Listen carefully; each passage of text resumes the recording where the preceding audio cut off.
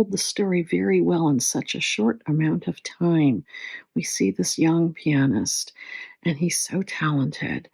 And there's a great montage of him graduating and teaching and becoming famous. Also, with a scene of his friends who were also musical, but wanting to seem to modernize his work.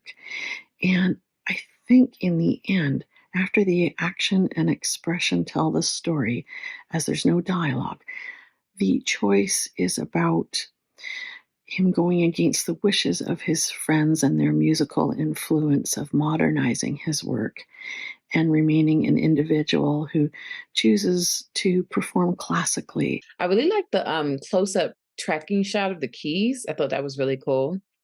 Um, I liked how the passage of time was showcased in this piece.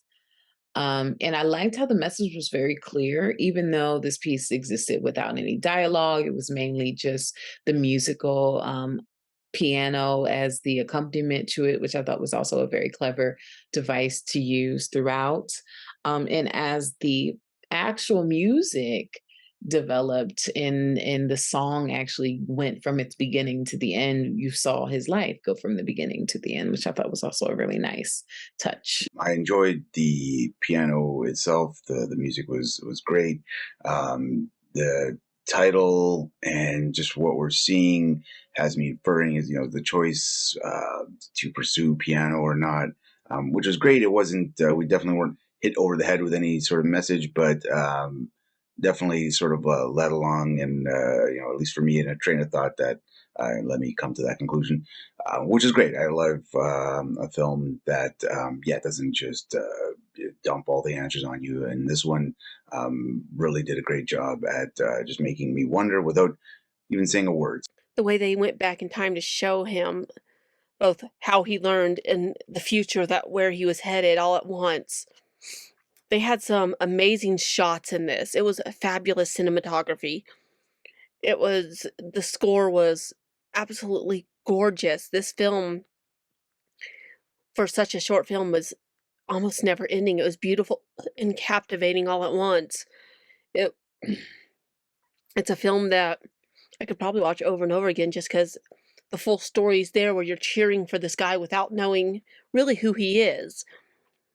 It was really beautifully done and a great film. I loved the music in it. I thought the music was so, so wonderful. I thought it was also really well done with the piano playing and the way that they incorporated the keys and clearly the two passions that were being showcased and how that affected their lives and their friendships and things like that.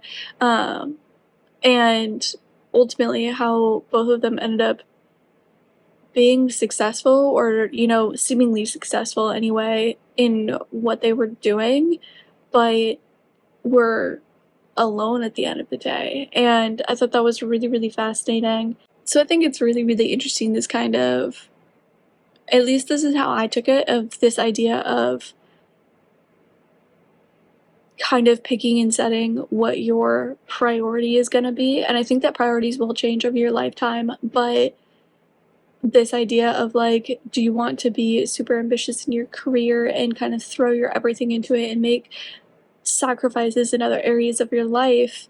Or do you want to maybe set yourself on a slower course or a different course, but prioritize connections and people? And that's how I took it as I was watching it, that these people had obviously like accomplished very amazing things, but it seemed like they had sacrificed other areas of their life, that they had made their choice.